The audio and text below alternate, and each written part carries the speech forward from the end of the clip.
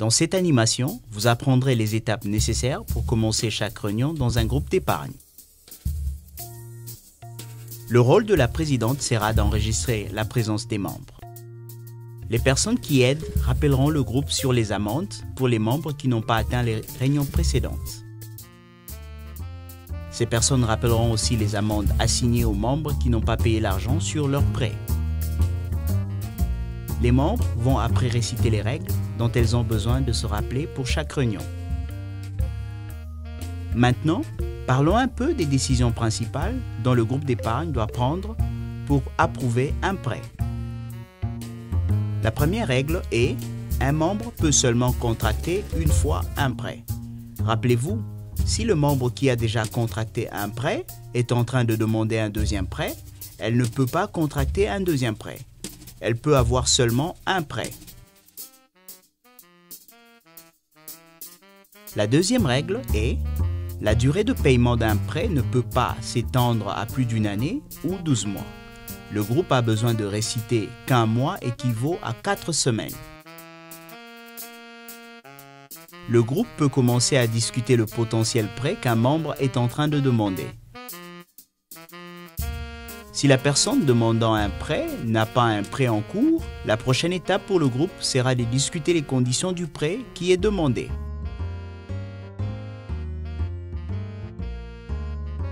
La première chose à déterminer sera la durée du prêt.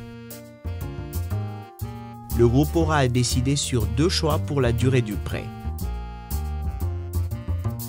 Ceci veut dire l'intervalle de la durée du prêt qui doit être accepté par le groupe et par la personne qui est en train de demander un prêt.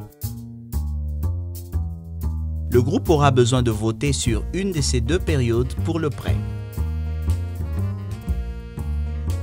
L'intervalle de la durée qui a le plus de votes sera la durée du prêt. Ensuite, le groupe décidera sur le montant d'intérêt en termes d'argent sur le prêt que la personne qui emprunte doit payer chaque mois. Le groupe doit maintenant voter pour approuver le prêt. Ensuite, la personne qui est en train de demander un prêt pourra accepter ou refuser le prêt en fonction des conditions données pour repayer le prêt. Le prêt est seulement donné si la majorité des gens votent oui pour le prêt et la personne qui contracte le prêt accepte les conditions.